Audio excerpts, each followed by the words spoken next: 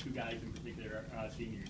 Isaiah Wharton being able to start every game, over his 4 years, and then Trevor Morris, 91 tackles. I think he needs 9 more to get 100 for the third straight year. Not many guys have done it.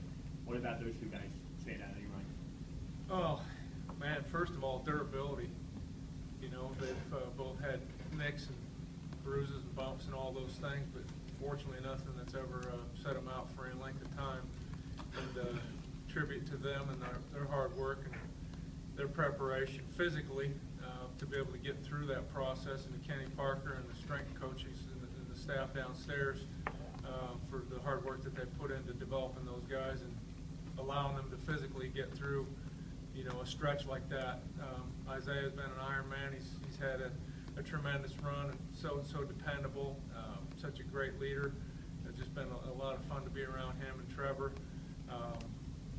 Again, like you said, not many guys have been able to do what he's about to do, assuming he can finish the process, which we're fully expecting, and just can't say enough good things about his preparation, his hard work, and all the good things that he's done, and hopefully will continue to do over the course of these next two games. Really proud of those two guys and how hard they've worked at it, and hopefully we'll see them finish the process here over these next 2 weeks. Just a question about linebackers in general, maybe Trevor specifically. As a coach, do you get frustrated with the perception some people have that just because a linebacker racks up a lot of tackles doesn't mean they're necessarily playing well, or it's kind of just the way it feeds the defense is kind of set up for them that way?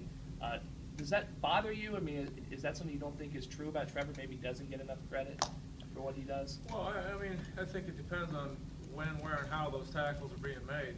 There's a bunch of them that are 5-10 yards down the field, and they're dragged down, come from behind, kind of tackles where you're just trying to save something from getting out the gate on you. Then that's not the kind of tackle you want. But if you turn the film on and watch him, there's plenty of tackles that are being made up around the line of scrimmage that are knockback tackles, that are real physical plays.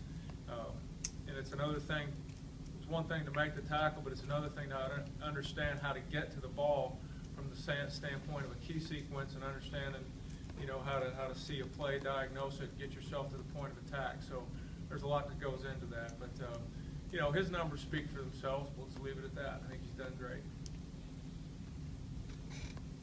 How difficult is Trace McSorley to kind of game plan for as coordinator? Because obviously he's the legs, but he's also a pretty accomplished passer. I know his completion percentage kind of down this year. Well, difficult. He's a tremendous competitor. Their system allows for him to do just what you said. You have a chance to beat you with his arm or his legs, either one.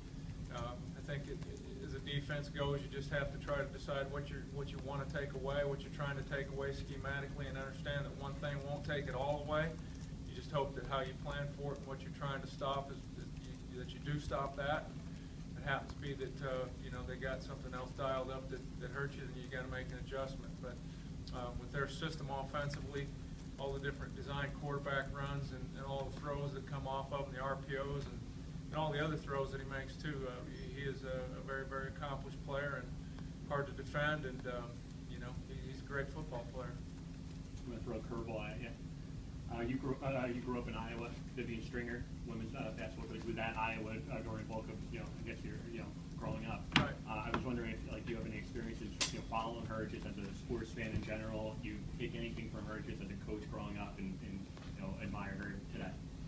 Well, part of the time that she was coaching there, I was in the state, and then part of the time I wasn't. But I always kept track of everything that was going on from a sports standpoint within the state of Iowa, whether it was football, basketball, or whatever. But certainly, to do what she's going to do and accomplish is just an amazing feat. Just for anybody to be able to go through a career like she has had and accomplish what she has done has been nothing short of amazing. And it doesn't happen without her leadership and her guidance and her ability to recruit, her ability to coach, her ability to hire and retain staff, all the things that go into it. It is truly amazing, and so yeah, I've watched it from afar more so than up close, just because had never really worked in the same university as her till we got to Rutgers, but very, very impressed with what she's done, and just really blown away by those numbers, because very, very few have done it. So really, really thankful to be here and be a part of that and see it happen. Any other questions? Thanks, Jay. I appreciate it. All right, thank you, guys.